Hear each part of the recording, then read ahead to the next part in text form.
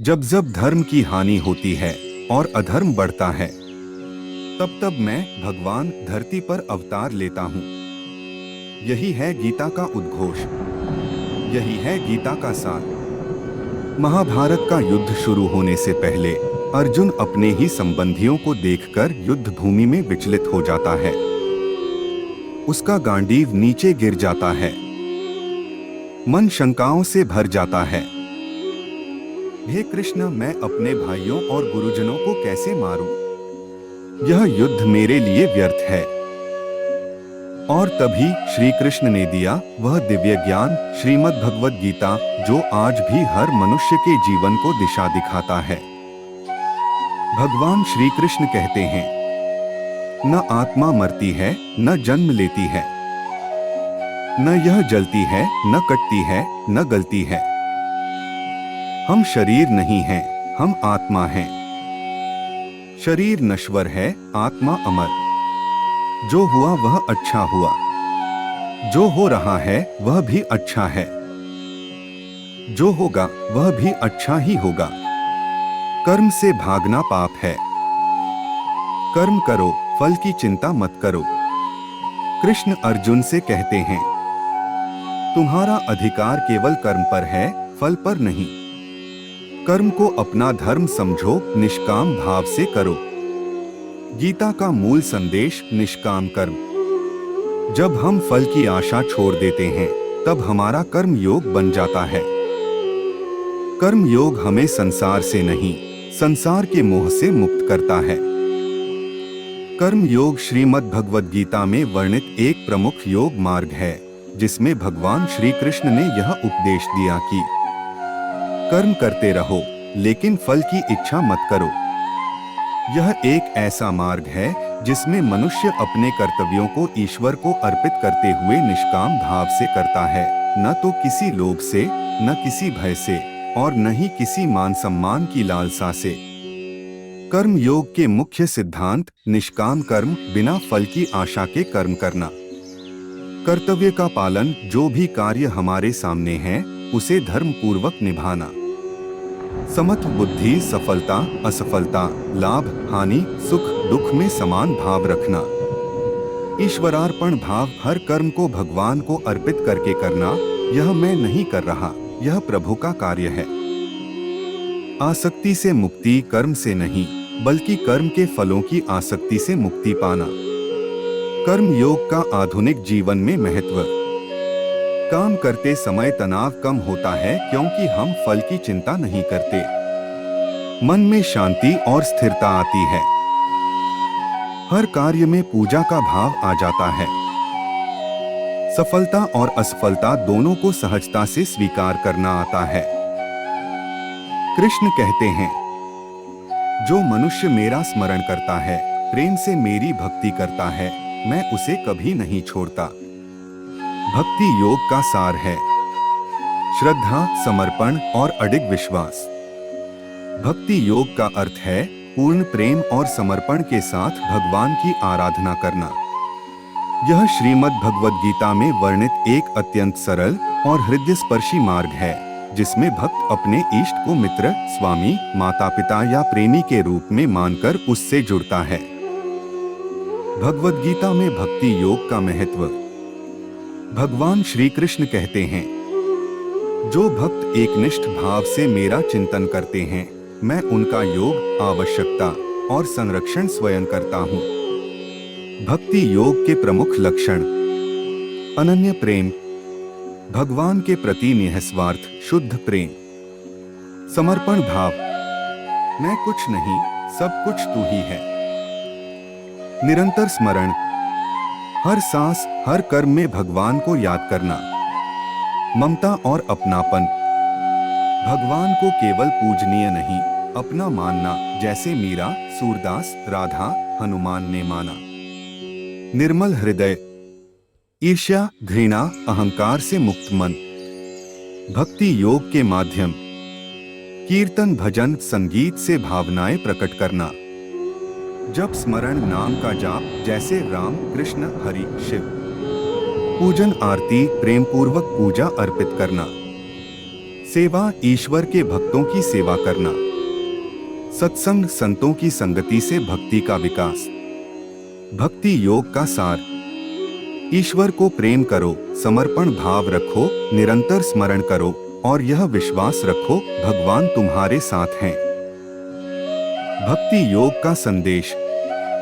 भगवान तक पहुंचने के लिए विद्वान होना जरूरी नहीं, सच्चा हृदय और निर्मल भक्ति ही पर्याप्त है। मीरा, तुलसी, सूरदास, हनुमान सबने भक्ति योग से ईश्वर को पाया। ज्ञान योग वह मार्ग है जो विवेक और बुद्धि से आत्मा को पहचानता है, जिसे सुख और दुख समान लगने लगे, जो मोह और माया से ऊपर उठे, वही सच्चा ज्ञानी है। ज्ञान से अज्ञान का नाश होता है और आत्मा का प्रकाश होता है। ज्ञान योग वह मार्ग है जो आत्मा, ब्रह्मा और संसार के सच्चे स्वरूप को जानने के लिए विवेक, विचार और आत्मचिंतन के माध्यम से भगवान तक पहुंचता है। यह बुद्धि का मार्ग है जिसमें मैं कौन हूँ, यह संसार क्या है और ईश्वर का स्वरूप क्या है जैसे प्रश्नों के उत्तर खोजे जाते हैं। यह मार्ग अधिकतर मुनियों, ऋषियों, तत्वज्ञानियों और विचारशील साधकों द्वारा अपनाया जाता है। ज्ञान योग के मुख्य लक्षण। विवेक, डिस्क्रिमिनेशन, नश्वर और शाश्वत वस्तुओं में भेद करना, सत्य और असत्य को समझना। वैराग्य, डिटैचमेंट, संसारिक विषयों से अनासक्ति रखना। श्रवण, मनन और निधिध्यासन, शास्त्रों को सुनना, गहराई से चिंतन करना और मन में स्थिर करना। आत्मज्ञान, यह जानना कि आत्मा अजर, अमर, अविनाशी है, न हन्यते हन्यमाने शरीरे। अहंकार का नाश, मैं शरीर नहीं हूँ, मैं आत्मा हूँ, इस अनुभूति में स्थिर होना। ज्ञान योग का अंतिम लक्ष्य, आत्मा और परमात्मा का एकत्व समझना।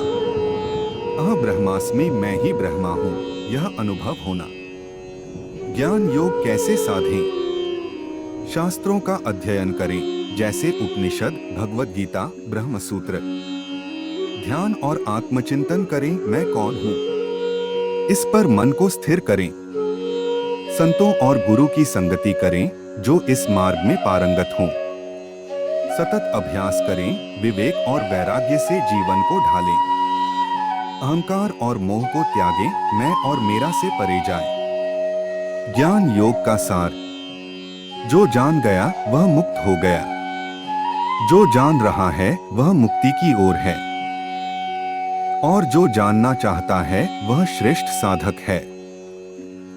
ज्ञान योग का संदेश।